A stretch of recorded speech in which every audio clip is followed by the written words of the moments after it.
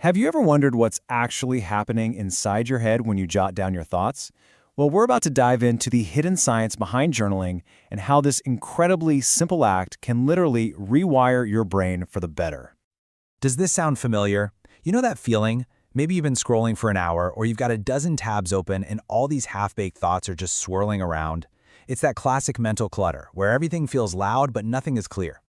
You'd think in a world disconnected, the solution would be some new app or productivity hack, but the most powerful tool for cutting through that noise might just be the most analog one we have. It's not more tech, it's the beautiful simplicity of a pen and a blank page. So how on earth does that actually work?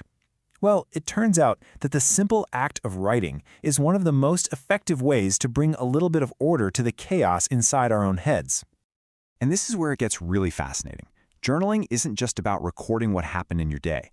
It's a process that actually kicks off an internal dialogue, a real conversation between different parts of your brain that has profound neurological effects. So let's geek out for a second and look at the science of what's happening in there when you write. This isn't just reflection. You can really think of it as a form of neurological maintenance, a way to actively build a stronger, more resilient mind. Okay, so you've basically got two key players in your brain when it comes to emotion. First, there's the prefrontal cortex. Think of it as your brain's CEO. It handles logic, planning, and reasoning. Then you've got the amygdala, which is like your emotional smoke detector. When we get stressed or overwhelmed, that alarm starts blaring so loudly that the CEO can't think. Writing helps get them back in sync. It reopens the lines of communication. And there's a cool scientific term for this process. It's called affect labeling. Just by putting a feeling into words, saying, I feel anxious or I feel angry, you fire up that logical prefrontal cortex, which in turn helps to dial down the amygdala's alarm. It lets you feel an emotion without getting totally swept away by it. And hey, this isn't just a nice theory. Get this. A 2021 Stanford study actually confirmed that when people did expressive writing, the emotional pressure centers in their brains became calmer, more coordinated. You are literally helping your brain heal from stress. You know, even how you write makes a difference. A 2023 study found that the physical act of handwriting lights up way more areas of the brain involved in learning and memory than typing does. When your hand moves with your thoughts, your mind is forced to slow down just enough to actually make sense of itself. Okay, so knowing the science is one thing, but how do we actually put this into practice? Let's break down our first technique, one that's specifically designed to help process those really difficult emotions, expressive writing. And here's the best part. This doesn't take a huge chunk of your day. All you need is about 15 to 20 minutes. Research shows that's the sweet spot. It's long enough to go deep, but not so long that it feels draining. The rules couldn't be simpler. Pick a tough experience that's still weighing on you. Then just write. Don't worry about spelling, don't worry about grammar, and definitely don't edit yourself. This is for your eyes only. You see, this technique works because your brain treats a suppressed emotion like an unfinished task. Writing about it finally closes the loop. All right, next up we have a technique that shifts our focus entirely. Instead of processing pain, this is all about cultivating presence and retraining our attention.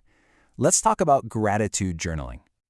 Now, this is a really important distinction. This is not about forcing yourself to be happy or ignoring your problems. It's about retraining your brain, which has a natural bias to scan for threats, to also notice what is stable, what is good, what is working.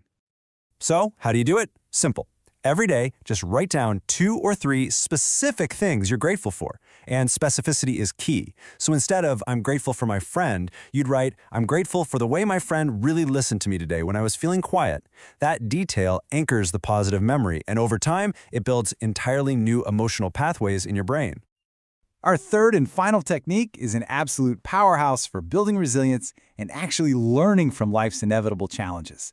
Let's look at reflective reframing. This one's a structured 3-step process. First, you write down what happened. Just the facts, no judgment. Second, you explore what that experience taught you or what it revealed about yourself. And finally, you identify one small concrete action you can take next time you're in a similar situation. This pattern builds that crucial pause between an event and your reaction to it.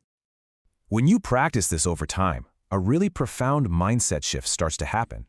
You're training your brain to stop seeing difficulties as failures and to start seeing them as valuable data points, just information you can use for future growth. Okay, so now we have these 3 powerful techniques in our toolkit. But how do you know which one to use and when? Let's talk strategy. And I absolutely love this analogy. Don't feel like you have to do all 3 of these every single day. Instead, think of it like mental cross-training.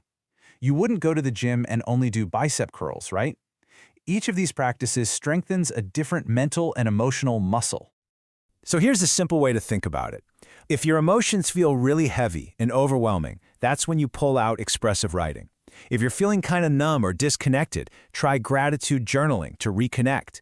And when life just feels confusing or you're facing a specific challenge, that's the perfect time for reflective reframing. So what's the big takeaway from all of this? We tend to think of journaling as self-expression, just getting things off our chest.